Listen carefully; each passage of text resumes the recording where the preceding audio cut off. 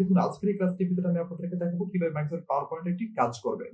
দেখুন আমাদের Microsoft PowerPoint আমরা ওপেন করেছি। এখন আমরা এখানে একটি কাজ করব, হ্যাঁ? আমরা একটি সম্পূর্ণ একটি প্রেজেন্টেশন তৈরি করব।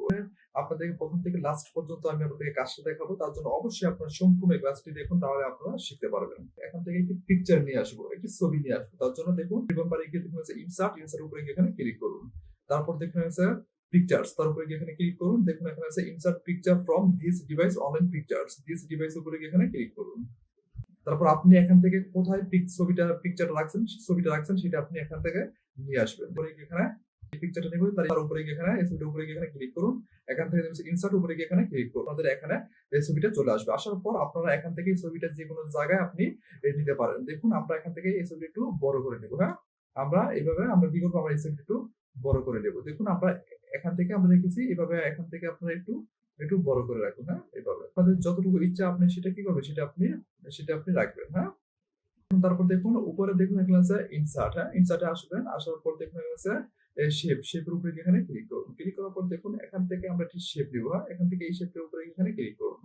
ক্লিক করার পর দেখুন এখান থেকে আমরা এভাবে নিয়ে আমরা এভাবে রাখবো। দেখুন এভাবে রেখেছি। এখান থেকে আপনারা এতটুকু আপনারা নিয়ে আসুন, হ্যাঁ? নিয়ে আসুন। এখান থেকে আপনারা এতটুকু রাখুন। দেখুন আমরা রেখেছি। আপনি চাইলে আপনি এখান থেকে শেপ ফরম্যাটে আসুন। এখান থেকে শেপ ফিলের উপরে গিয়ে এখানে ক্লিক করুন। এখান থেকে আপনি যেকোনো একটি কালার আপনি এখানে দিয়ে দিবেন, হ্যাঁ? এটা হলো আপনাদের ইচ্ছা। দেখুন আমি এখান থেকে এই কালারটি দিয়ে দিয়েছি, হ্যাঁ? দেখুন এই কালারটি আমরা এখানে দিয়ে দিচ্ছি। আপনি চাইলে এখান থেকে যেকোনো একটি কালার আপনি দিতে পারেন। দেখুন আমরা এই কালারটা আমরা দিয়েছি। তারপর দেখুন উপরে দেখুন এখানে আছে, উপরে গিয়ে দেখুন এখানে আছে অ্যানিমেশন উপরে গিয়ে এখানে ক্লিক করুন।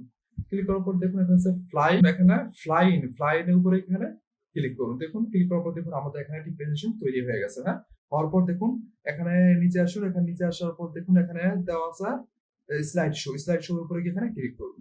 ক্লিক করার পর আপনারা গিয়ে এখানে গিয়ে আপনারা এখানে গিয়ে ক্লিক করুন। দেখুন আমাদের এখানে প্রেজেন্টেশন তৈরি হয়ে গেছে।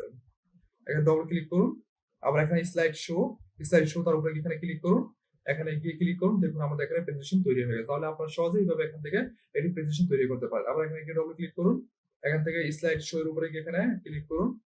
এখানে ক্লিক করুন। দেখুন আপনাদের এখানে একটি প্রেজেন্টেশন তৈরি হয়ে গেছে। একটি অ্যানিমেশন প্রেজেন্টেশন তৈরি হয়ে গেছে।